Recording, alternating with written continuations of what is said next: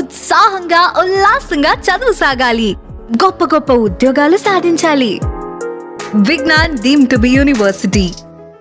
అందరికీ నమస్కారం. కోట శ్రీనివాసరావు గారు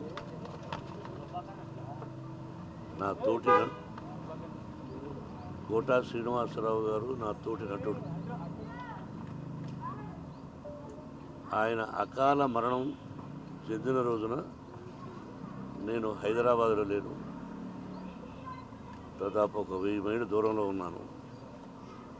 అది తెలిసి దిగ్భ్రాంతి చెందాను. అంటే కన్నప్ప సినిమా రిలీజ్ అయిన రోజున ఫోన్ చేసి, ఏమయ్యా చాలా బాగుందంట, మేము ఒకసారి ఏమయ్యా అనుకుంటుంటాం. మోహన్ బాబు గారు మిమ్మల్ని ఏమయ్యా అన్న పర్వాలేదా అంటుంటాడు. దాన్నే ఉంది కోట, ఈరోజు సంబంధం కాదు మంది. బిడ్డకు మంచి పేరు వచ్చింది, నీ ఆశీస్సులు నువ్వు చూద్దు అయ్యే సినిమా అని కూడా చెప్పాను. ఆ తర్వాత ఈ సంఘటన జరిగింది. మా ఇద్దరిది 1987 సంవత్సరంలో వీరప్రతాప్ అనే సినిమాని నేను చేశాను, విఠలాచార్య గారి దర్శకత్వంలో.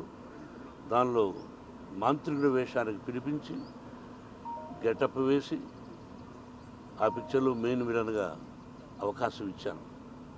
నా బ్యానర్లో, బయట బ్యానర్లో కానీ మేము కలిసి చాలా పిక్చర్స్ చేశాం.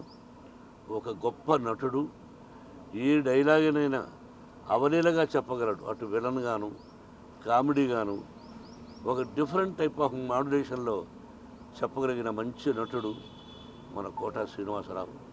నా కుటుంబానికి అతి సన్నిహితుడు.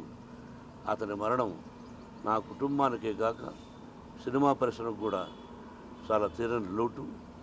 వారి ఆత్మకు శాంతి, వారి కుటుంబానికి మనశ్శాంతి కలగాలని కోరుకుంటున్నాను.